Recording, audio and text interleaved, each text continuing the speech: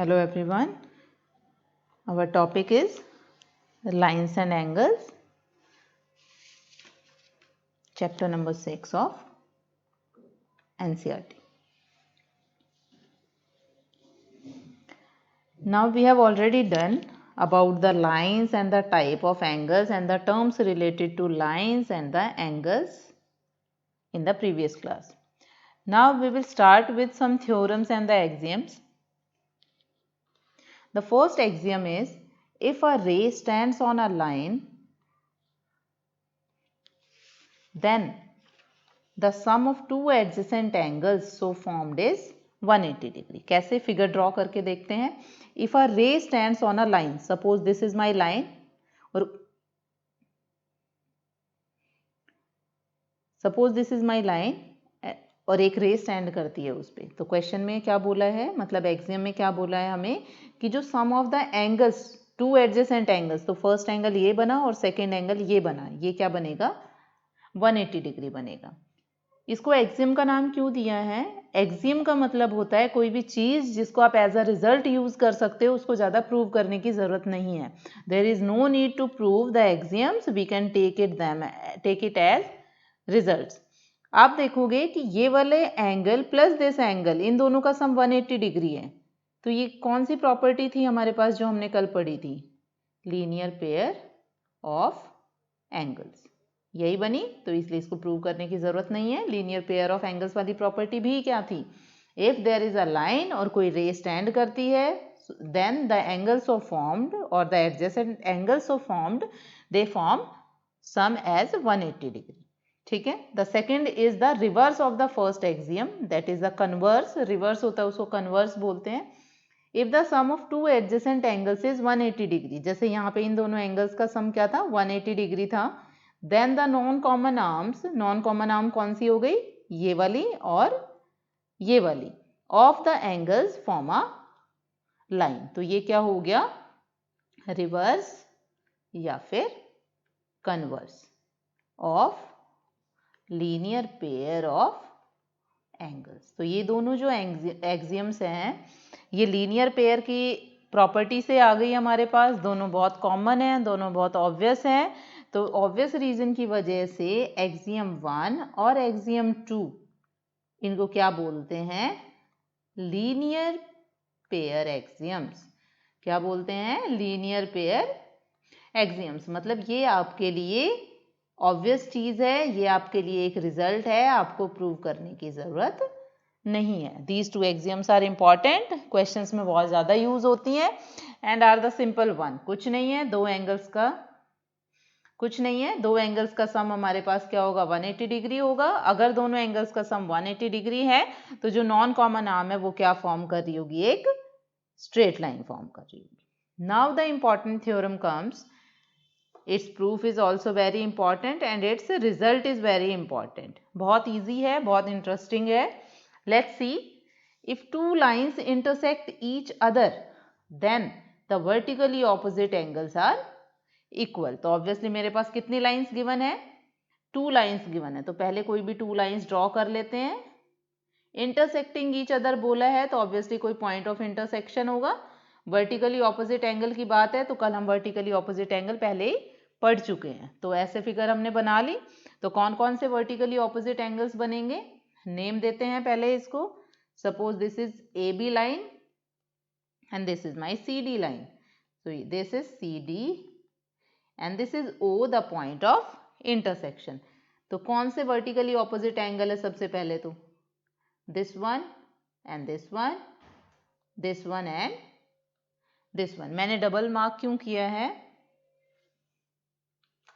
तो हमारे पास एंगल्स फॉर्म हुए जिसको मैंने सिंगल लाइन से ड्रॉ किया है और डबल लाइन से ड्रॉ किया. सिंगल सिंगल का मतलब है ये दोनों वाले सिंगल सेम, मतलब one pair of opposite angle है, और जिन पे डबल लाइंस लगाई हैं इट मींस वो one pair of opposite angles है हमारे पास, यानी कि vertically opposite angles.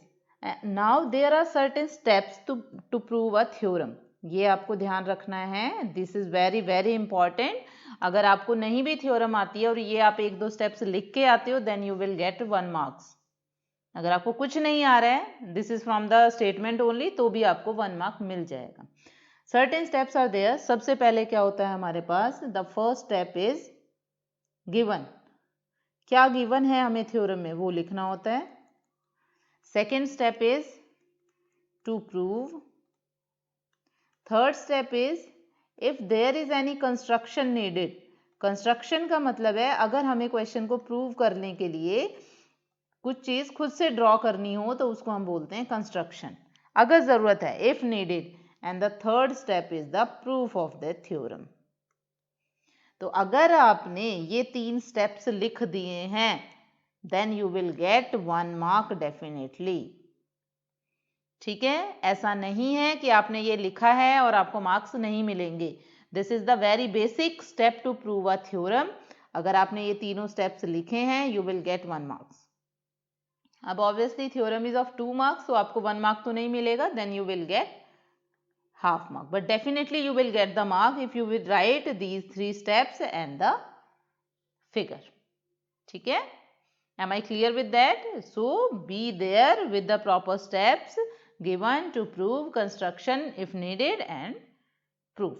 Now I am writing the step one by one. Given, क्या given है हमें, 2 intersecting lines ये given है, और vertically opposite angle कौन कौन से हैं वो given है। तो मैं लिख लेती हूँ AB and CD आर, अब लाइंस लिखने की जरूरत नहीं है, ऊपर आपने सिंबल ड्रॉ कर दिया है, आर इंटरसेक्टिंग एट ओ। ये फर्स्ट स्टेप मेरे को गिवन था। Also angle AOC and angle BOD, second pair कौन सा बना, angle AOD and angle BOC are vertically opposite angles। ये चीज हमें क्या थी, गिवन थी, तो हमने लिख दिया इसको। गिवन के बाद हमारे पास आ जाता है to prove.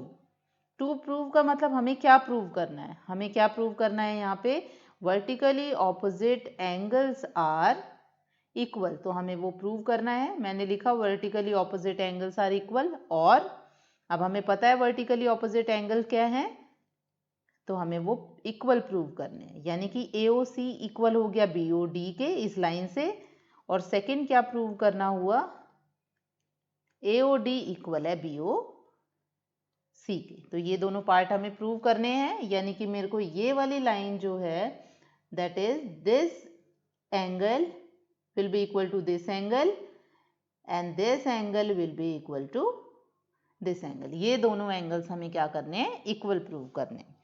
Now if any construction is needed, अभी तो हमें कुछ नहीं लग रहा कि हमें कंस्ट्रक्शन की जरूरत है, सो कंस्ट्रक्शन वाला स्पेस छोड़ते हैं। अब क्या स्टार्ट करते हैं, proof.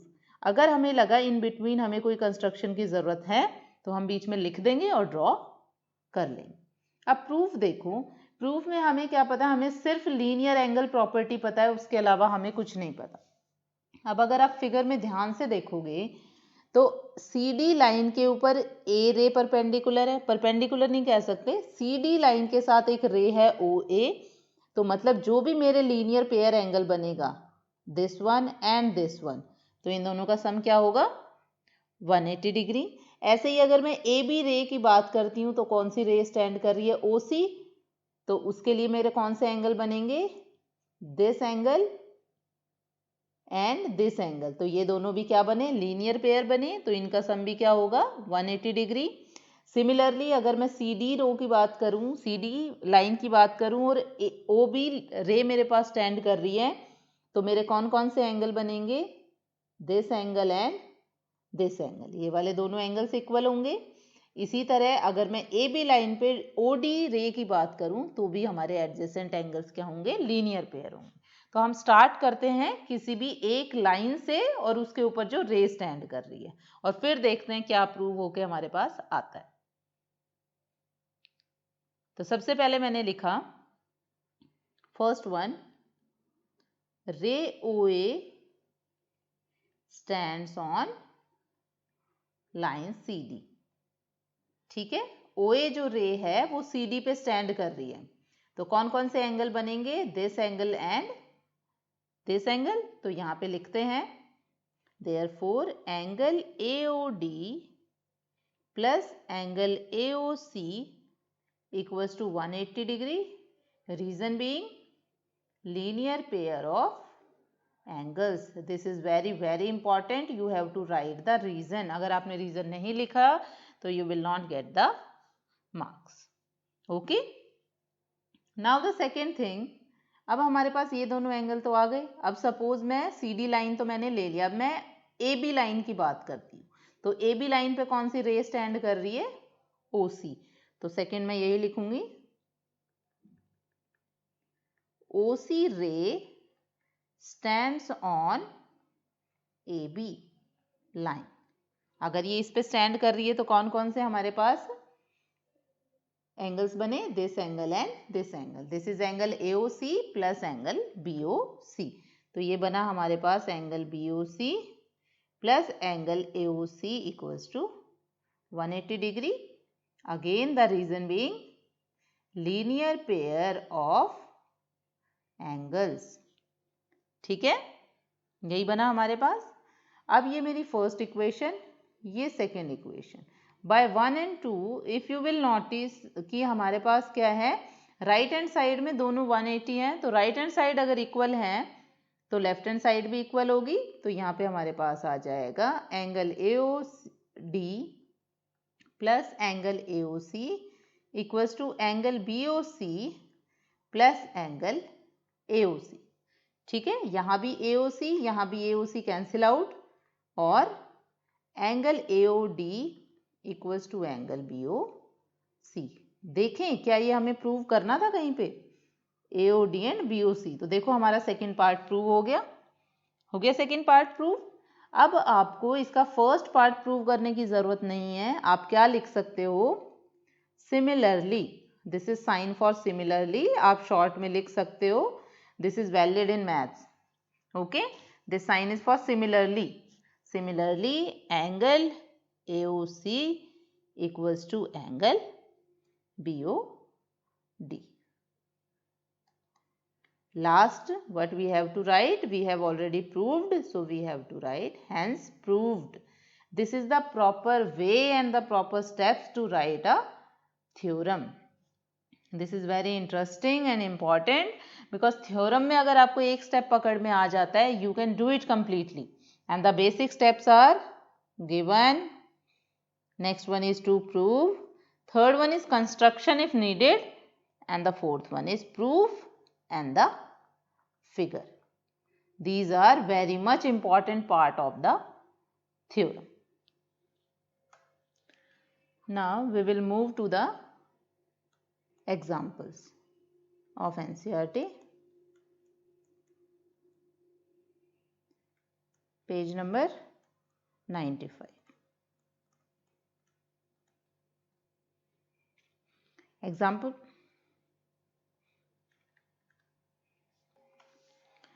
So first example is in figure line PQ and RS intersect each other at O.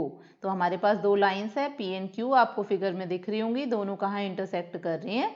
O point पे इंटरसेक्ट कर रही हैं. If angle POR, so this is angle POR and angle ROQ, this is angle ROQ, both are in the ratio 5/7. find all the angles. तो अब हमें दो चीजें पता हैं. क्या क्या पता है हमें? हमें लीनियर पेयर प्रॉपर्टी पता है और सेकंड हमें क्या पता है? वर्टिकली ऑपोजिट एंगल्स पता है. तो इन दोनों का यूज कर सकते हैं अगर हमें कहीं जरूरत पड़ी तो. अब स्टार्ट करते हैं सॉल्यूशन से. सबसे पहली चीज, अगर कोई भी चीज आपको फ्रैक्शन में दे रखी है, मतलब रेशो में दे रखी है. रेशो का मतलब है जैसे यहाँ पे है 5 और यहाँ पे है 7, तो इसका मतलब है टोटल जितनी भी हमारे पास टर्म है या टोटल जितना भी एंगल है उसका 5th पार्ट तो मिल रहा है फर्स्ट एंगल को और उसका 7th पार्ट मिल रहा है सेकेंड एंगल को. ठीक है, ये पार्ट में बात होती है. तो टोटल कितना होगा? 5 + 7 कितना होता है हमारे पास? हमारे पास पार्ट्स कौन कौन से हैं? 5 and 7. सो होल कितना बनेगा हमारा? मतलब टोटल कितना बनेगा? 5 + 7 = 12. तो फर्स्ट एंगल का पार्ट कितना होगा? फर्स्ट पार्ट हमारे पास कितना हो जाएगा? 5/12 ऑफ जो भी गिवन एंगल होगा. और जो सेकेंड पार्ट है हमारे पास वो क्या गिवन है, यहाँ पे 7 था, 7 अपॉन होल ऑफ जो भी टोटल गिवन होगा। This is the meaning of the ratio. ये सारी चीजें आपको लिखने की जरूरत नहीं है, ये आप रफ वर्क में कर सकते हो।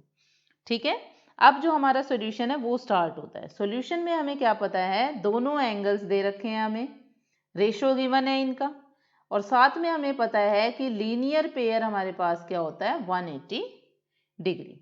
ठीक है, तो हम यहाँ पे क्या करते हैं, बाय लीनियर पेयर, आप पहले लिख दो या फिर साइड में रीजन में लिख दो, by linear pair of angles, angles का सम कितना होगा हमारे पास, angle POR plus angle ROQ equals to 180 degree. दोनों का सम कितना है 180 डिग्री, और दोनों के पार्ट कितने हैं 5/7 और 7/12।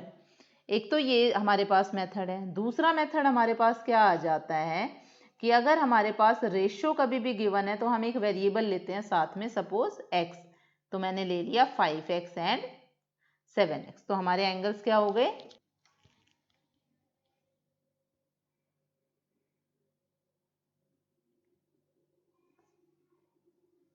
अब देखो लीनियर पेयर ऑफ एंगल से हमारे पास सम कितना आ गया 180 डिग्री, बट हमें पता है कि ये वाले एंगल का पार्ट कितना है 5/12 और ये वाले एंगल का पार्ट कितना है 7/12। 7/12 किसका 180 डिग्री का, तो therefore angle POR equals to 5/12 of 180 degree. Of मतलब मल्टीप्लाई इंटू 180 डिग्री, तो कैंसिल आउट करके हमारे पास आ गया 75 degree. So this is the first angle, and angle ROQ, उसके पार्ट कितना है हमारे पास 7/12 ऑफ 180 डिग्री, तो यहाँ से मेरे पास आया 7/12 इंटू 180 डिग्री, कैंसिल आउट किया तो हमारे पास आ गया 15, दैट इज 105 डिग्री। दो एंगल्स आ गए, अब बाकी दोनों फाइंड करने की ज़रूरत नहीं है। अगर आप नोटिस करोगे तो हमारे पास ये वाला एंगल और ये एंगल वर्टिकली ऑपोजिट है, ये वाला एंगल और ये वाला एंगल ऑपोजिट है, तो दो एंगल्स आ गए, तो बाकी दोनों एंगल्स लिख सकते हो। Also angle POS equals to angle ROQ equals to 105 degree, angle SOQ equals to angle POR equals to 75 degree, and the reason is vertically opposite angles. So this is the way to find a question, and this is the easy and interesting thing. अभी आप starting में कर रहे हो तो इसलिए आपको lengthy लग रहा है, but when you will get habitual of the doing question like this way, you will find it very easy. Now example 2 is OS stands on line POQ, तो POQ line is there, OS उसके ऊपर stand कर रही है। OR and OT are the angle bisectors of angle POS and SOQ. This is POS and this is SOQ, तो उसका angle bisector है। अब ऑब्वियसली एंगल बाइसेक्टर है तो मतलब वो जो एंगल है उसको दो इक्वल पार्ट्स में डिवाइड करेगा। ये दो लाइंस मैंने लगाई हैं, इट मीन्स ये दोनों एंगल इक्वल है। ये सिंगल लाइन लगाई है, इट मीन्स ये दोनों एंगल इक्वल है। उसके साथ ही दे रखा है angle POS equals to x, हमें फाइंड करना है ROT। तो स्टार्ट करते हैं सॉल्यूशन। आप लिखना चाहो तो जो जो गिवन है वो क्वेश्चंस में भी लिख सकते हो, अदरवाइज हम सीधा भी प्रोसीड कर सकते हैं। अब मैं प्रोसीड कर रही हूँ फर्स्ट स्टेप से। OS stands on POQ line. अब POQ लाइन पे स्टैंड कर रही है OS, तो ऑब्वियसली क्या बनेगा लीनियर पेयर से मेरे पास angle POS plus angle SOQ equals to 180 degree, reason being by linear pair. लिख दिया, बट POS की वैल्यू मुझे क्या गिवन है x, सो x plus angle SOQ equals to 180 degree. One thing should be noted here कि x आपको given है, this is given, this is not a variable, ये आपके लिए गिवन वैल्यू है। इसको आपको कांस्टेंट नहीं लेट करना है कि इसको हमें सॉरी इसको वेरिएबल लेट नहीं करना है कि इसको हमें फाइंड करना है, ये आपको गिवन है। तो यहाँ से हमारे पास SOQ की क्या वैल्यू आ गई, SOQ equals to 180 degree minus x। अगर कहीं ज़रूरत पड़ी तो इसको यूज़ कर लेंगे। This is our equation 1। उसके बाद फिर हमें क्या पता है, जो OR है वो भी बाइसेक्ट कर रही है, जो OT है वो भी बाइसेक्ट कर रही है। तो ले लेते हैं दोनों को one by one. OR bisects angle POS। अब अगर एंगल POS को बाइसेक्ट कर रही है तो एंगल ROS कितना होगा, एंगल POS बाय 2, और POS कितना है, x बाय 2। अब अगर आपके माइंड में एक चीज़ स्ट्राइक की हो तो मैंने ROS क्यों फाइंड किया, क्योंकि मुझे अल्टीमेटली ROT फाइंड करना है, मुझे ये पार्ट फाइंड करना है। तो मैंने इसका ये फाइंड कर लिया और ये और फाइंड कर लूँगी। तो ROS मेरे पास आ गया x बाय 2। तो अब मैं सेकेंड पार्ट फाइंड करना चाह रही हूँ SOT। अब अगर आप नोटिस करोगे तो SOT उसको कौन बाइसेक्ट कर रहा है, OT। OT किसको बाइसेक्ट कर रही है, SOQ को। तो वहां से SOT एंगल कितना आ गया मेरे पास, एंगल SOQ अपॉन 2। SOQ कितना है, 180 degree minus x by 2, reason being by 1।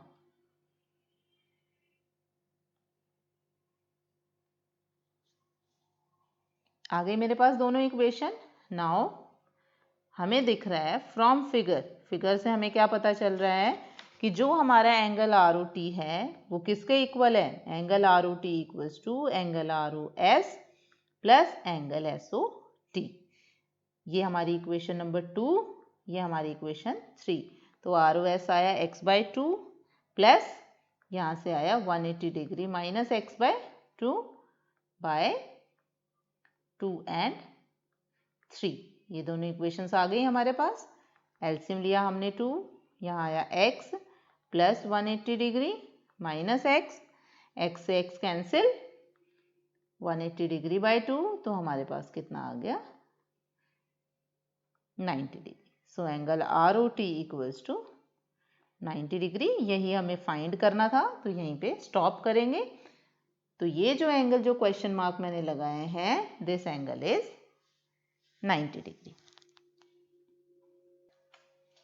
Now example 3 is OP, OQ, OR, OS are 4 rays। ये आपको फिगर में गिवन है। तो ये 4 रेज गिवन है हमें फिगर में। प्रूव क्या करना है, angle POQ, this QOR plus this SOR plus this POS मतलब प्लस दिस, ये किसके इक्वल आना चाहिए, 360 के। अब आप एक चीज़ नोटिस करोगे, O पॉइंट है, ये सारा एंगल बन रहा है, तो ये कौन सा एंगल हो गया, कंप्लीट एंगल।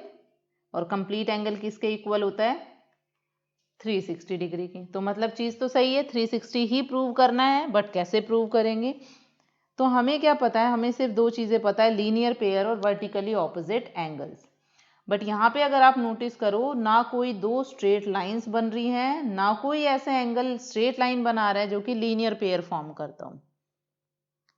तो हमें क्या करना पड़ेगा, हमें कुछ ना कुछ कंस्ट्रक्ट करना पड़ेगा। We need construction here. क्यों कंस्ट्रक्शन की जरूरत पड़ी, क्योंकि हमारे पास कोई भी स्ट्रेट लाइन नहीं गिवन यहाँ पे जिसमें हम लीनियर पेयर या वर्टिकल ऑपोजिट लगा सकें।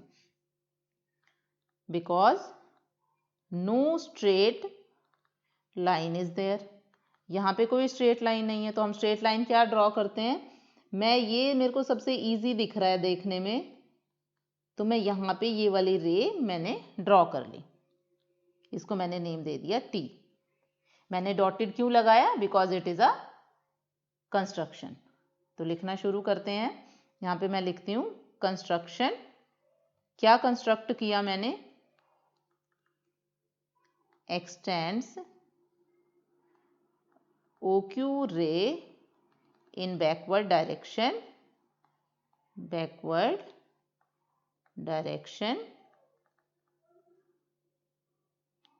to get TQ line. ठीक है, ये हो गई कंस्ट्रक्शन हमारी। सो TQ क्या हो गई, एक लाइन हो गई हमारे पास। अब लीनियर पेयर फॉर्म कर लेते हैं। कैसे, TQ लाइन पे OP स्टैंड कर रहा है तो यहीं से शुरू करते हैं। OP ray stands on line TQ, line TQ पे स्टैंड कर रहा है। Therefore angle TOP plus angle POQ equals to 180 degree. Reason क्या हो जाएगा, लीनियर पेयर। ठीक है, सेकेंड ये वाली लाइन है तो ये एंगल प्लस ये एंगल प्लस ये एंगल भी क्या हो जाएगा, 180 डिग्री। सिमिलरली OS रे स्टैंड्स ऑन, कहाँ पे स्टैंड कर रही है, TQ लाइन पे स्टैंड कर रही है। देखो OS रे जो है तो हमारे पास कौन कौन सा एंगल बनेगा, angle TOS plus angle SOQ equals to 180 degree. Again reason क्या हो गया, लीनियर हो गया।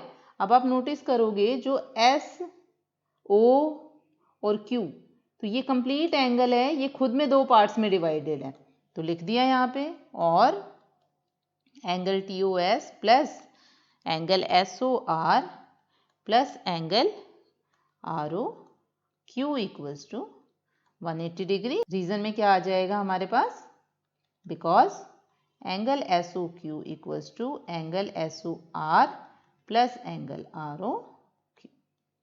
ठीक है, ये हमारी थी फर्स्ट इक्वेशन, ये हमारी है सेकेंड इक्वेशन। तो बाय 1 and 2 हमारे पास क्या आएगा, बाय 1 and 2 एडिंग, दोनों को हमने क्या कर दिया, ऐड कर दिया। Angle TOP plus angle POQ plus angle TOS plus angle SOR plus angle ROQ equals to 180 degree plus 180 degree.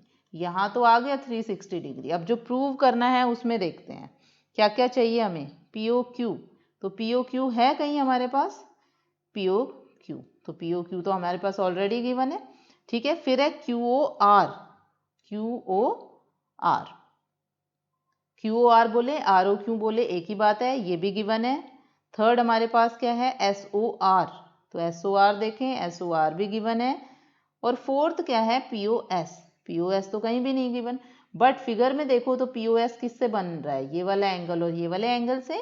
तो यहाँ हमारे पास है TOP एंड TOS, ये दोनों हमारे कौन से एंगल बन जाएंगे, एंगल POS। तो इन दोनों की जगह पे मैंने क्या लिख दिया, angle POS plus angle POQ plus angle SOR plus angle ROQ equals to 360 degree. Reason में क्या आ जाएगा, because angle TOP plus angle TOS equals to angle POS। ये हमें प्रूव करना था, ये हमें फाइंड करना था, यहाँ पे प्रूव करना था, तो इसलिए हम लिख देंगे hence proved. So these are the examples of NCERT. These are the easy one. In the next class, we will continue with the questions. Thank you. Hope you like the video. If you like the video, please like and subscribe it and press the bell icon to get the new updates. Thank you.